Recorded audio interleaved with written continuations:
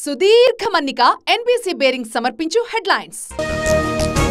కేంద్ర మంత్రి పీయూష్ గోయల్ తో చంద్రబాబు భేటీ. ఏపీకి సంబంధించిన కీలక అంశాలపై చర్చ. కాసేపట్లో ప్రధాని మోదీతో సమావేశం. ఢిల్లీలో బిజీగా రేవంత్ రెడ్డి క్యాబినెట్ విస్తరణపై కాంగ్రెస్ అధిష్టానంతో చర్చలు. ఇవాళ ప్రధానితో భేటీ కానున్న Telangana CM. MLA Mahipal Reddy bank లాకర్లు తెరిచిన ఈడీ. కోటి విలువ చేసే 1.2 కిలోల గోల్డ్ బిస్కెట్లు సీజ్. 100 రియల్ ఎస్టేట్ కంపెనీల పత్రాలు స్వాధీనం. టీడీపీ ఆఫీస్పై దాడి కేసులో దర్యాప్తు 5గురిని అరెస్ట్ చేసిన మంగళగిరి పోలీసులు. ప్రధాన నిందితులుగా దేవినేని అవినాష్, అప్పిరెడ్డి. ప్రభుత్వ రికార్డుల దగ్ధం కేసులో 2 అరెస్ట్. నిందితుల్ని ప్రశ్నిస్తోన్న పోలీసులు.